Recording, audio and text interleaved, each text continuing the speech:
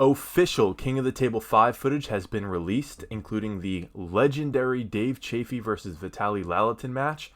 Brian Shaw is getting into arm wrestling with none other than Derek Smith as a coach, and we get to see the evolution of one Toddzilla. All that and more in this week's Arm Wrestling Week in Review.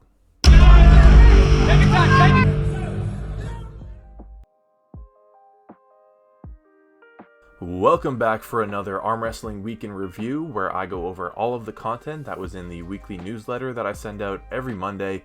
You can sign up for that at armwrestlingforums.com or subscribe here for the video version. We had a pretty good week, probably highlighted by Larry Wheels releasing the official King of the Table 5 footage, all the matches from there. And in case you've been living under a rock, we had an absolutely legendary match between Dave Chaffe and Vitaly Laletin, who was widely considered number 2 in the world behind Lavon, but he's sort of been trapped in Russia and hasn't done much international pulling. So this was kind of his breakout match, and it was amazing. I don't want to spoil anything, but I will say he left in a stretcher. So we'll just leave it at that. Links for all the videos will be in the description. Next up, we have Brian Shaw getting into arm wrestling. So Derek Smith released a video, and he's doing something epic. Just a quick snip from that. I'm officially, on Monday, flying out to Colorado, and I will be teaching Brian Shaw how to arm wrestle. That's right. So he should be there right now, actually. Which is just incredible. Brian Shaw is multiple-time World's Strongest Man. He's like 6'8", just gigantic person. And when people talk about, if they could get one person into arm wrestling in the world, who would it be? Brian Shaw is a very common answer to that question.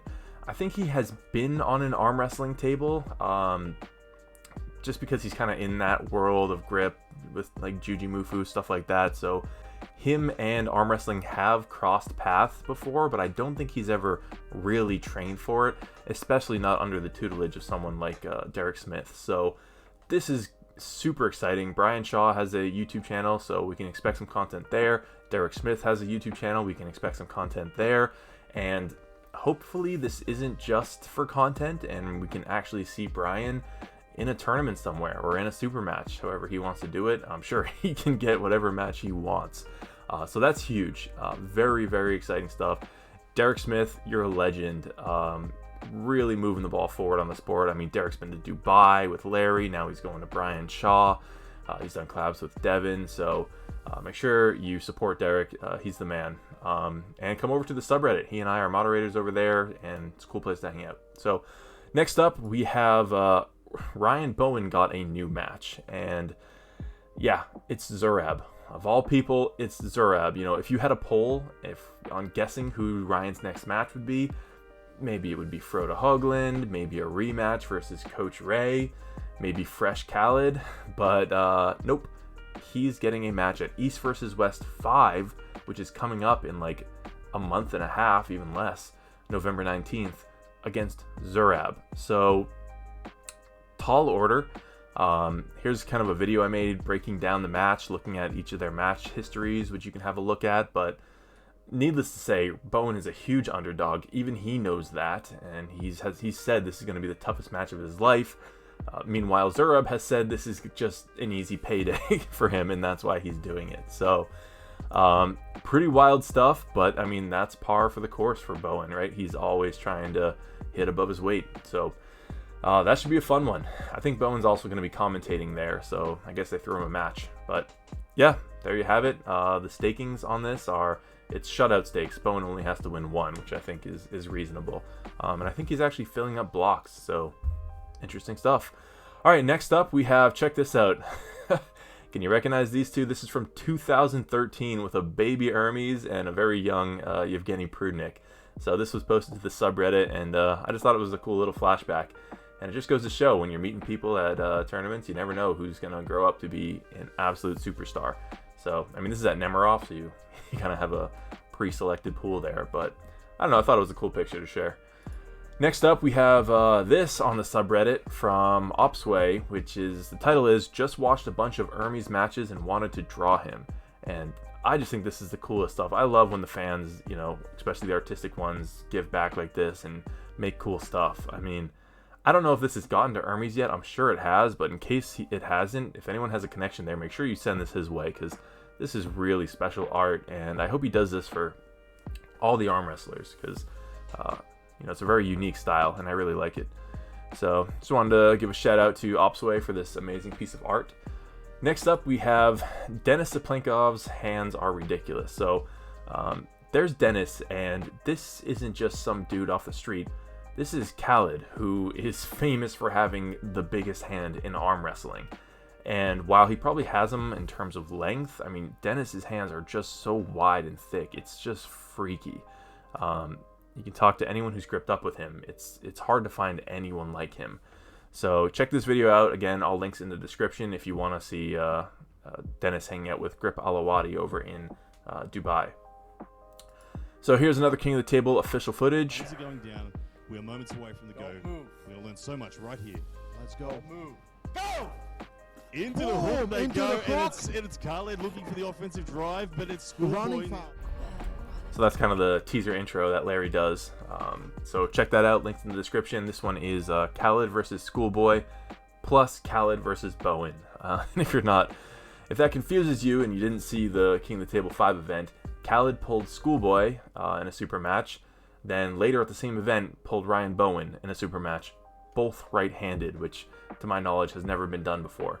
So check that out. You can see the results there. And then we also have Irakli versus Lachlan, the official footage. And again, we'll just show the kind of teaser intro that Larry put in here. Round number 2. Irakli up 1-0. Lachlan Adair looking for the opportunity to come back. Commit that shoulder, man. Moments away from the go.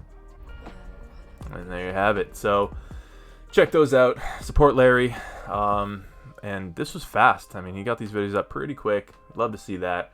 But you should also be watching the events themselves. ArmWrestlingForums.com actually has an events tab where you can get links to the pay-per-views. All right, and sticking with the theme here, we also have the Artem Morozov versus looking calm. match. A little bit of life came back. Round number 4. Blast inside, so close. So I don't know if you saw that, but look at the score. It was 3-0 David Toddzilla, and that's how close he was to clean sweeping Artem Morozov for what is kind of considered number 1 left-hander, I believe. But where does Lavon fit in there? We don't really see Lavon left-handed that much. But yeah, this was another incredible match. Great event for King of the Table, man. They really put on a show.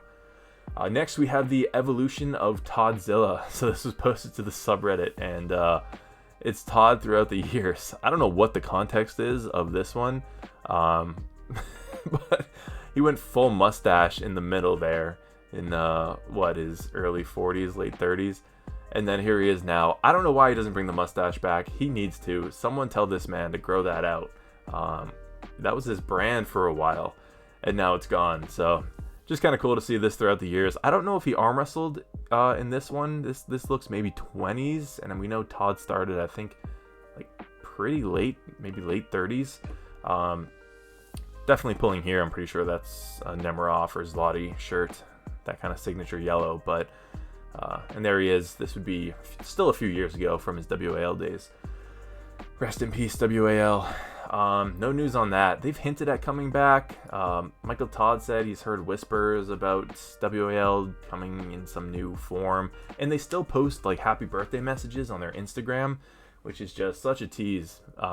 So they're not like totally dead and buried, but it's tough to know what's going on. I think also Keystone States this past year was sponsored by WAL. I don't know what that's about. So I mean, we'll keep you posted on that if we get any news there, because for all its faults, the WAL was a cool event, super high production quality, and was really trying to break into that mainstream, pick up some good investors, and really bring arm wrestling to the forefront of the sports scene. So you can complain about the rules all you want. I do think they were a net positive for the sport. Then our meme of the week. Remember this kid? I mean, it's uncanny how good this screenshot is. I mean, the head direction, the mouth, the arm is even going in the same direction. So kudos, this is fantastic. And I mean, there are some stark differences between these two pictures, but about as close as you're going to find. So there it is. That's our week in review. Again, you can sign up for the newsletter at armwrestlingforums.com and get all this content a day earlier in a email format, or subscribe to the channel, and I go over everything in a video format like this. So it's a good way to keep up with all the crazy stuff going on. So thanks for watching, everyone, and I will see you in the next one. Take care.